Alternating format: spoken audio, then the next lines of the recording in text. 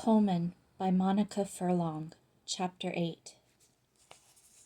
Our excitement over the conversation with Juliet was short-lived. On subsequent visits to the kitchens, she ignored me, and 3 weeks went by during which it was hard to keep our spirits up. In my heart, I began to believe that we were mistaken. Wise Child, of course, clung to her theory that Juliet was Uni, and that my conversation with her had been meaningful. We toiled away at our work, in my case, scrubbing pans, chopping vegetables, cleaning filthy cooking utensils, dragging great pails of water to the cooks, and as often as not getting a clout round the head for my pains. Wise Child's lot was not much better, drawing water from the well, washing clothes, scrubbing floors, and fetching and carrying until every limb ached. By nightfall we were exhausted, especially as we never had quite enough to eat. I was often tempted to say that the whole enterprise was a mistake, but I bit the comment back. I knew that nothing would persuade Wise Child to admit such a thing. I consoled myself with the thought that even if our being at Caerleon in such discomfort was pointless, I was there as Wise Child's friend and able to give her companionship, and even to make her laugh sometimes.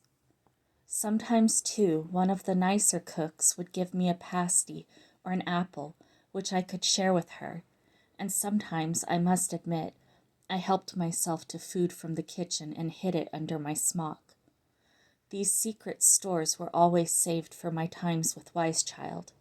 She, for her part, would get hold of mending thread and a needle with which she repaired my trousers, already nearly worn through from the time I spent on my knees scrubbing. And she managed to find a piece of leather with which she made a sole for my worn-out shoe. Indeed, the hardships of Caerleon would have been unbearable without the support of each other. Then suddenly everything was different. One day I was plucking a swan in the corner of the big kitchen, a job I disliked since it was difficult to do perfectly, and the head cook got very angry if I left any broken feathers behind. I heard the voice of Juliet, louder, more imperious than it usually was, and she swept into the kitchen and pointed a finger at me. "I want him," she said. The head cook shrugged. He knew that Juliet had greater authority than his own. "What for?" I asked. "Never mind," she said brusquely. "You'll find out. Come with me." She swept up another 2 boys, then marched into the yard outside and looked around her.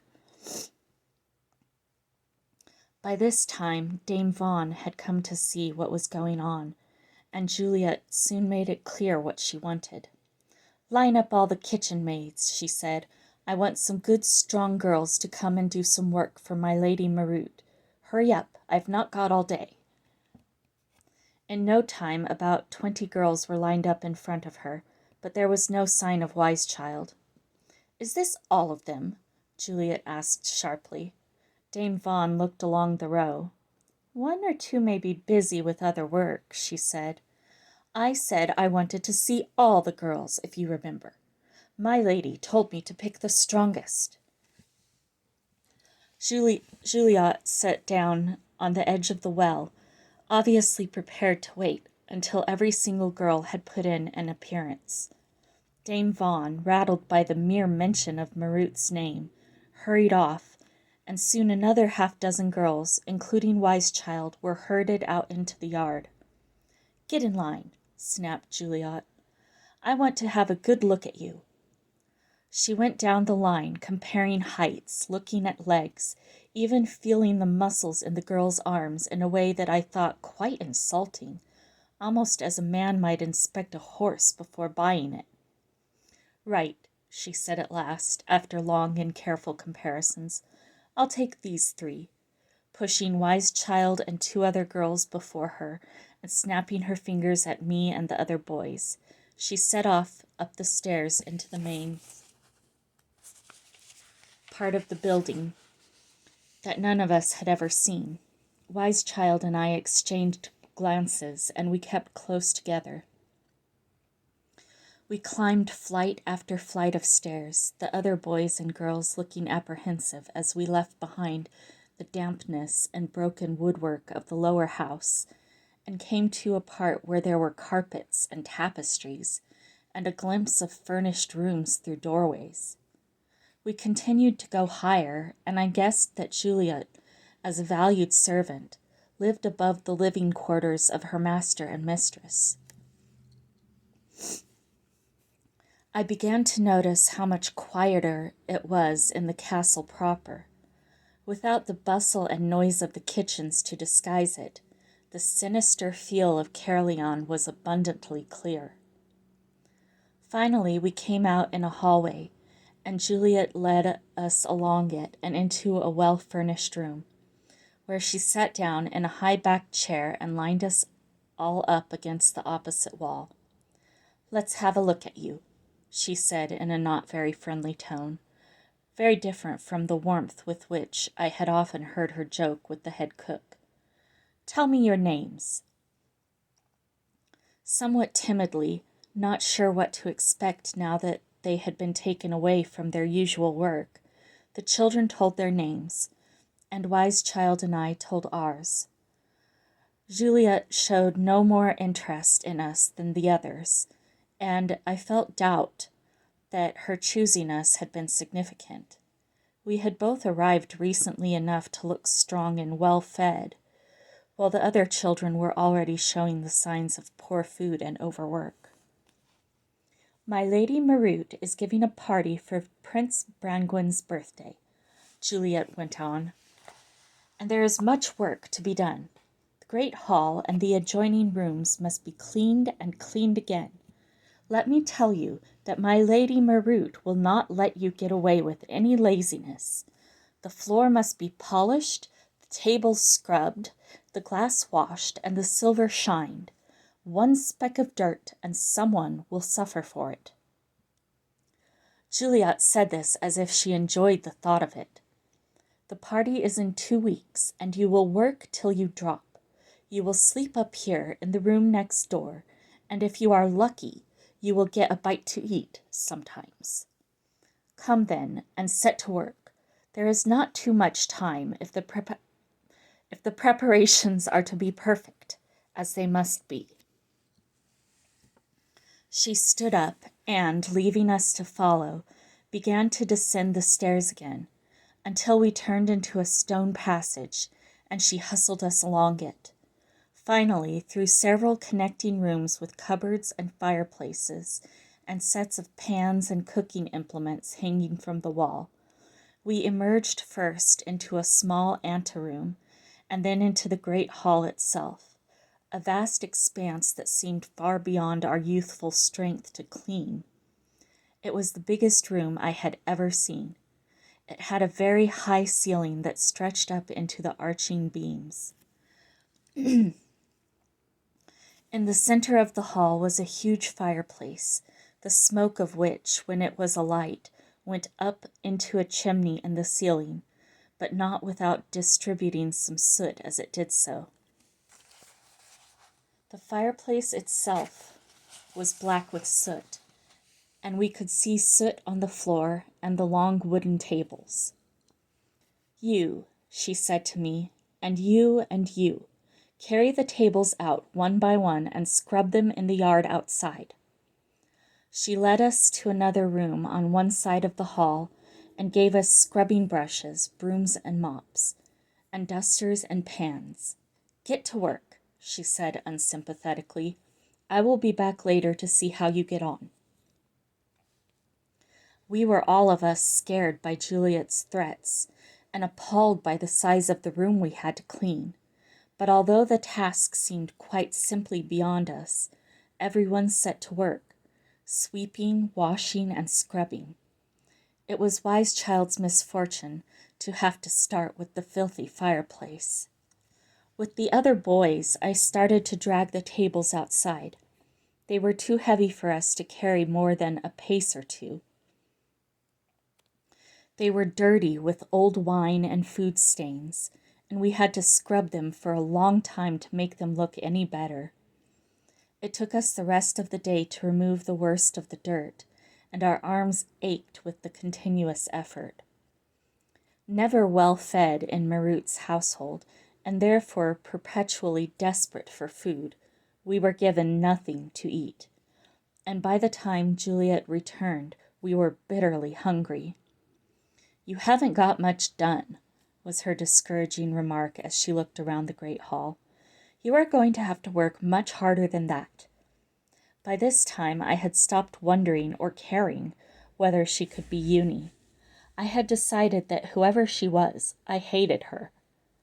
Bread and cheese with a few raw onions were then provided for us up in the room where we were going to sleep. I was so tired that I could have settled down for the night, there and then. But Juliet chivied us back to our tasks. We had to work another couple of hours before she let us rest. "Two of you have not been working as hard as the others," she suddenly barked. "Wise Child and Colman, I will see you in my room." Because I knew that we had worked harder than some of the others, and because I had by now given up regarding Juliet in any special light, I was angry as I wearily climbed the stairs once more and slunk into her private rooms. Wise Child, I knew, felt much the same. As Wise Child and I entered her room, Juliet had her back to us. She swung round and said to Wise Child, "So, we meet again." Just for a moment I could see that she was a woman perhaps 30 years older than Juliet, and once again she was the Juliet with whom I had become familiar. Both of us gasped at the double transformation. "I had to disguise myself," she said simply, "or I would never have got the job." "Uni!" Wise Child exclaimed. "So you are still alive?" "Of course," said Uni matter-of-factly. "What are you doing here?" "I am here as you are because I am needed. Great wrongs have been committed by Marut and the Grey Knight, and it is for the Dorans to try to restore the balance of goodness. Where is Juniper?" "In Cornwall, searching for you," I told her. "She's a good girl," Uni said. Wise Child and I exchanged an amused glance. It is always funny when grown-ups talk of other grown-ups as if they were mere children, and somehow we had never thought of Juniper, whom we revered, as a good girl.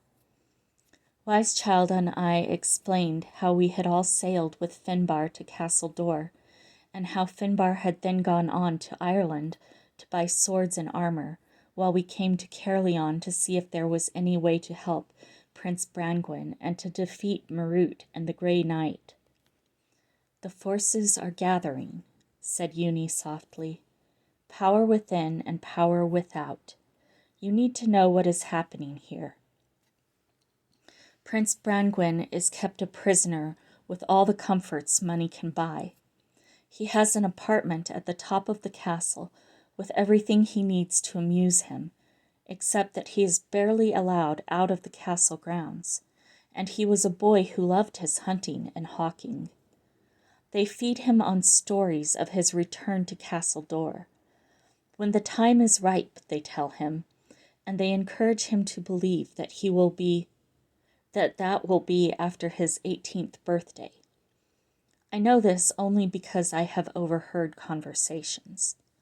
What I don't know is whether he believes them or whether he is going along with them and watching his chance. Once or twice I have heard him raging angrily at them, but I have never been able to hear what the conversation is about." "So they haven't used magic on him?" Wise Child asked. "No," Uni said. "I think their plan must be to make Prince Brangwyn so comfortable that he will become idle and indifferent. I don't know for sure, but somehow I doubt that can work. He is not his father's son for nothing, nor his mother's neither. And at 18 there is courage and energy in plenty. But he must feel very alone. She paused. That is where we come in. You need to know that Marut is seriously ill, not mortally ill as yet, though it may come to that. She is often in pain, and that is where I am useful to her. She has discovered that by touching her with oils I can ease her pain, and so I have become indispensable. That apart, as you have noticed, I am a sort of lady of the chamber, who runs various errands for her, which means that I can be close to her, and indeed, almost anywhere else in the castle without arousing suspicion. She trusts me because she needs to. Still, it is not easy. She is a woman of violent temper, which terrifies most people who work for her. My strength is that I am not afraid of her. So what next? Asked Wise Child. I need accomplices, Uni said, if only to keep watch if I try to get to Prince Brangwyn.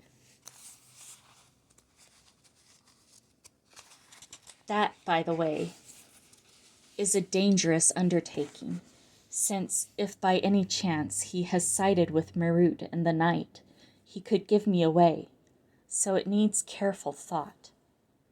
But surely, said Wise Child, shocked, Prince Brangwyn, he wouldn't. He wouldn't under normal circumstances, but shut up as he is, cut off from anyone who cares about Castle Door. Yes, he might do or think anything, even come to see things from his captor's point of view. And little blame to him. It can happen to the best people, and Brangwyn is little more than a boy. Somehow, though, I feel that part of things will be all right.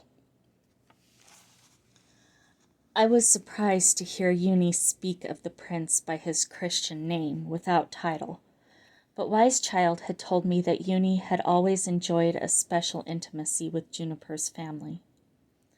Uni went on. I recognized Wise Child as soon as I saw her, of course, and then when Colman spoke to me that day, I knew what I had to do and who my helpers would be. Did you come here without a plan, then? Wise Child asked, fascinated. Of course, as I suspect you did.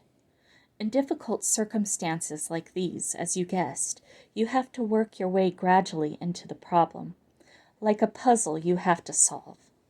It's no good making up your mind in advance to something that may be quite impossible when you are on the spot. All I knew before I came was that I must disguise myself and then try to make myself invaluable to Marut.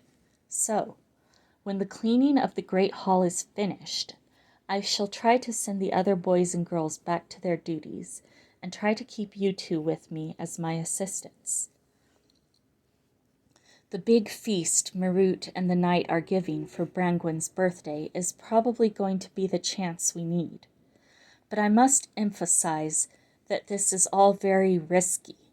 Marut is full of a twisted kind of magic, but she is not without insight. If she was not so ill, she might guess what I was up to. If you help me, you too will be exposed to danger. Are you ready for that? Indeed we are, said Wise Child with enthusiasm. I came here longing to help the prince and to confound Marut and the Grey Knight. And though Juniper thought I was too young, the dreaming bundle confirmed that I was right to do so. How did you get hold of the dreaming bundle? Uni suddenly asked in her sharp way, and for a moment I once again caught sight of the very old and wrinkled woman who was concealed within the body of Juliet. Wise Child explained about my and Cormac's visit to the mother's hut and the protections she had bestowed upon us. The tools for the task, Uni said dreamily. I trust you have brought the remaining tools with you. We have, said Wise Child, though I live in terror of them being found. I carry them about with me most of the time. Eunice suddenly appeared to change the subject. I have never forgotten the night of your flying, she said. Never have I seen another child take to it like you did, like a duck to water. But surely Juniper, Wise Child was obviously uncomfortable that a comparison might be made. She was older than you, and her flying was a more low-key affair. It differs from one Doran to another. I don't remember you paying me any compliments at the time. In fact, I thought you were rather rude, Wise Child said robustly. Uni chuckled. My bark was always worse than my bite, she said, and if I had been too kind to you, the flying would have never happened. Juniper was inclined to be soft with you. She was kind, said Wise Child, disagreeing. Kindness is not always the best method, not when something hard has to be done. A silence fell among us, which was as eloquent as if Wise Child had argued. She would never brook any criticism of Juniper. Something was bothering me. Where does Cormac fit into all of this? I asked. Not sure, said Uni airily. He will have his place, have no fear. Time for you to go to bed, she continued in her most dictatorial tones. Obviously, you will keep this conversation to yourselves. Easy for you, since you speak little Cornish. Pretend to be upset that I have scolded you and carry on as you did today. Nothing much will happen for a bit. If you see me wearing a red headdress, you will know that I need to speak to you, one or both of you. One might be less obvious. Come to my room around noon, and I will usually be here. It was like Uni I was to discover, not to say that she was sorry the work was hard or to try to reassure us in any way at all. Wise Child explained to me that Uni had little concept of hardship. Her own childhood had been bitterly hard, and she had learned to be careless of hardship for herself or for others. In spite of this, however, I found myself now beginning to like and trust her. Wise Child felt the same.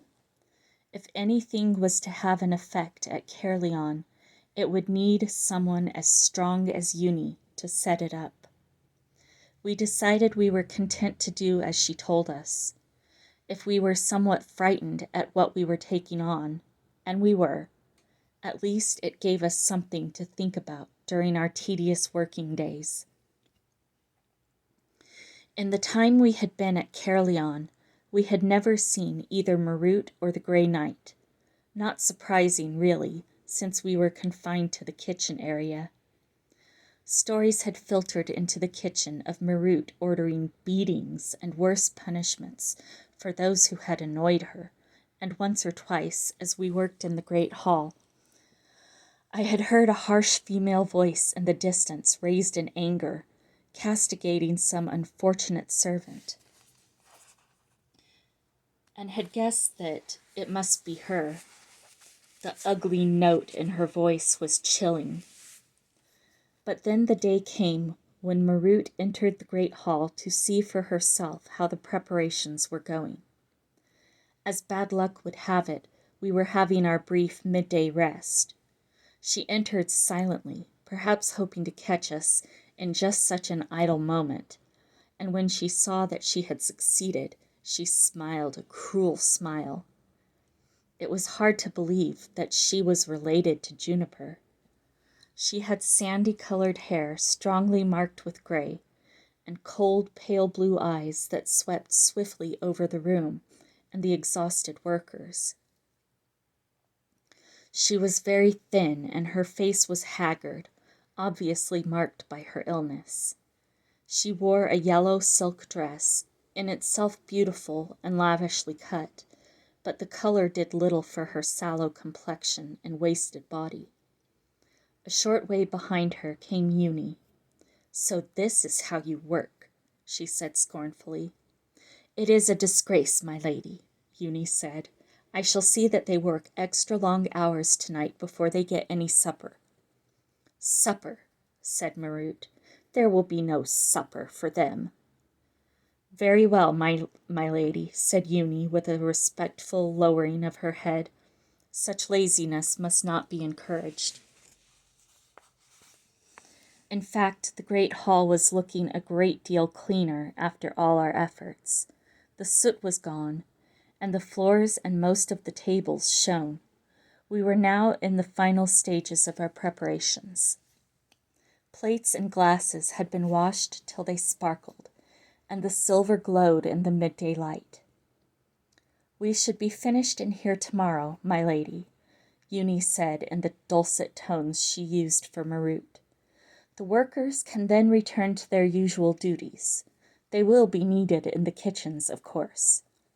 If you agree, I would like to keep a couple of them by me to run errands for you, and generally help with the birthday arrangements."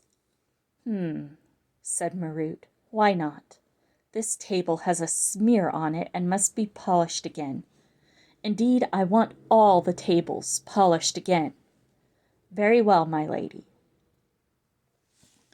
Listlessly we set to work, and Marut stood and watched, urging us to put more energy into the task. "Perhaps we need to find ways of making you work harder," she said nastily. "It's amazing how a beating can increase a servant's enthusiasm." I have never forgotten the frightened faces of our fellow workers as they tried desperately to force their tired arms to rub harder. We were all very relieved when Marut left the room. Uni followed Marut's instructions about seeing that we got no supper, and since we had had no lunch and had worked hard all day, we went very miserably to bed. "She's got to appear to be Marut's obedient servant," said Wise Child to me, determined to be loyal. I saw her point, of course, but I felt the anger of being badly treated.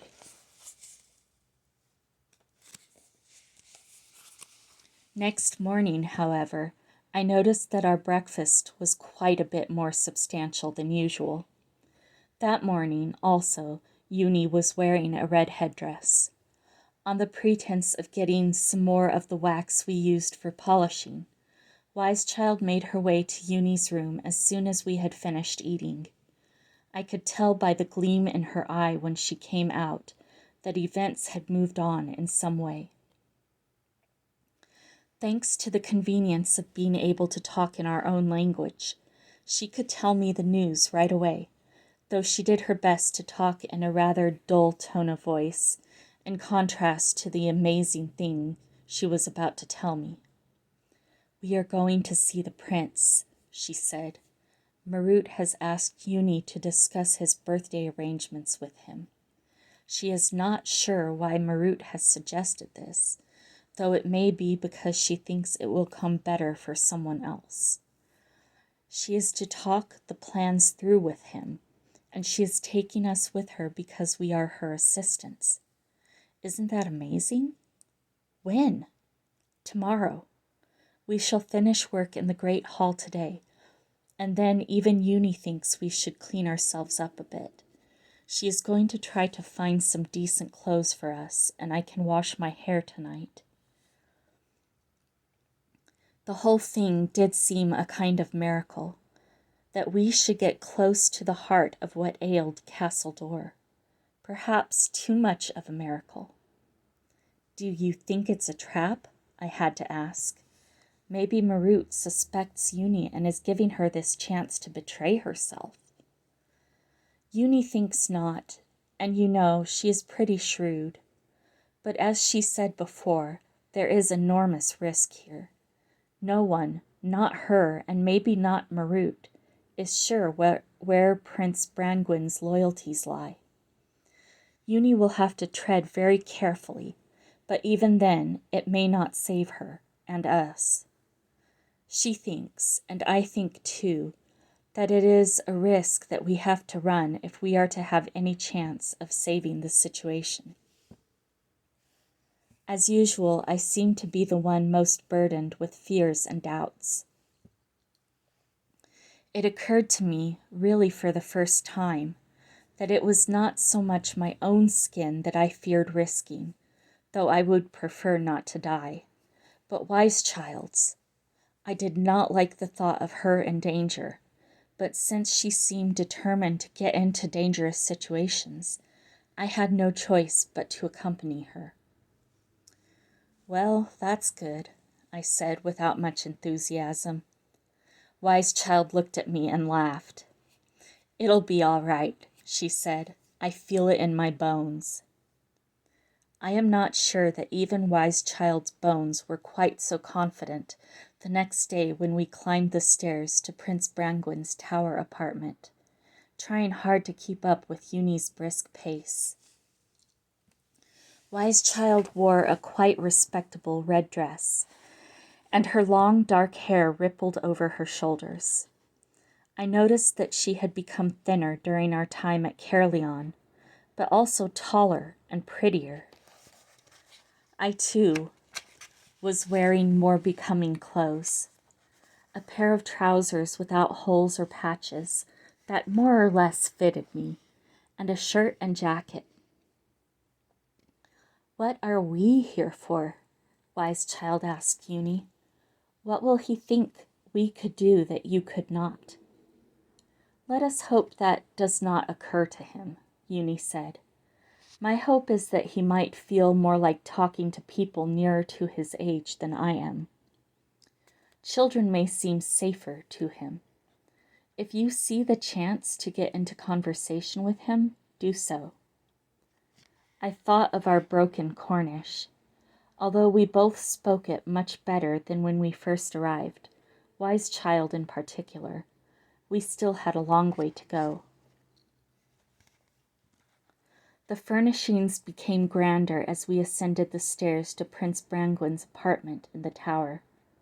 There were flags and banners, at least one of which was the flag of King Mark, I noted, as well as suits of armor and spears, until the stairs became too narrow.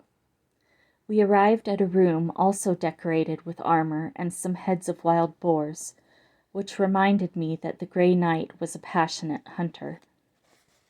At the end of this room was an elegant door on which Uni knocked boldly. A footman opened the door, and we were ushered through a hallway and into one of the most splendid rooms I had ever seen. I used to think Juniper had the most amazing rooms when I first visited her at the White House on the island, but Prince Brangwen's rooms were even more wonderful. Against walls of dark wood, there were tapestries of a luminous green, illustrating hunting scenes, some of them so lifelike that I felt as if one of the stags might at any moment leap into the room. The magnificent carpet depicted Castle Dor in its great days. I suspected it had been stolen from the castle when it was sacked. On a shelf were some books and a beautifully carved piece of ivory. At a round table inlaid with precious stones sat the young prince in a finely carved chair, a chessboard in front of him. Beside it lay a slate, on which we could see a few words had been scribbled. He rose at our entrance. Unlike Marut, Prince Brangwen bore a distinct, indeed an uncanny, resemblance to Juniper. He had her black hair, which he wore very short and curly, soldier fashion, and her deep brown eyes, but it was the expression on his face, an air of natural wisdom, that reminded me most of her, even though in his case there was also something sulky and discontented in his look, the lips not far from a pout.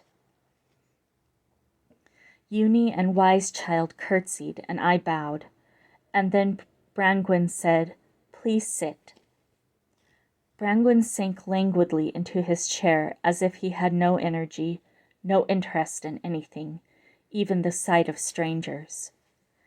Uni introduced herself and Wise Child and me, and then said, "We have come here at the request of my lady Marut to discuss the plans for your birthday, to tell you what she has already planned, and to ask you if there are other diversions you would like." "And what has she planned?" The tone was petulant. "As you know, you are to be crowned Regulus of Cornwall on your birthday, and then there will be a feast in the great hall for 100 knights and their ladies. The cooks will prepare wild boar and venison and other meats for this, and it is assumed that it will go on for several days. The Grey Knight has reserved some of his finest wines for the occasion." Prince Brangwen did not look particularly excited at the thought, and I could imagine why. Much as I might have enjoyed eating venison and wild boar, I would have no taste myself for spending days doing nothing but eating and drinking, even though the time would doubtless be enlivened with music and stories. "So who is to be invited to this dinner?" "The kings and princes from neighboring countries," Uni said. "From Wales, England, even from Ireland, I believe. You are to be formally presented as Regulus of Cornwall." Prince Brangwen raised a skeptical eyebrow. "I do not rule anyone or anything," he said shortly. Uni seemed to think it best to ignore this. "There are other plans afoot," she went on. "A racing of horses, a visit of players and storytellers, wrestling, maybe some jousting." "Perhaps you could ask Marut if I shall take part in the racing or the jousting," the prince said. "I think she would fear for your highness's safety," said Uni. "But I am the best horseman for miles around, as she knows very well, and no mean fighter either." "It does not surprise me," Uni said, "knowing your ancestry." "I would like to visit Castledor in memory of my parents, and to talk to the people among whom I grew up," the prince continued.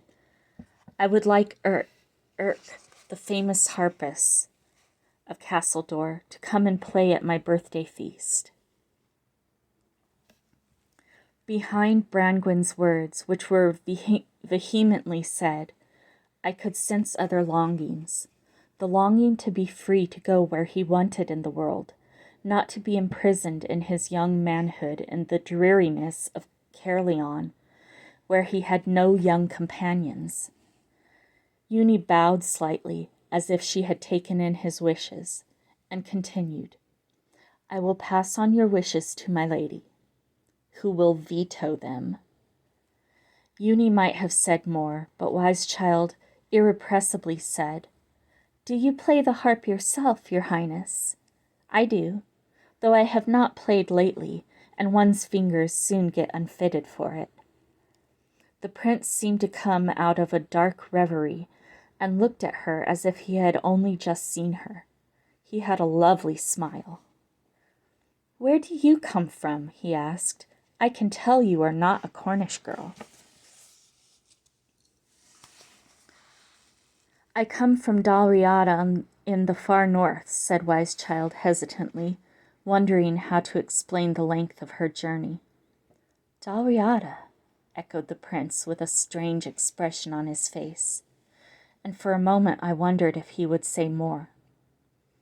"Her father is a sailor and a trader, and she sometimes accompanies him on voyages," said Uni smoothly.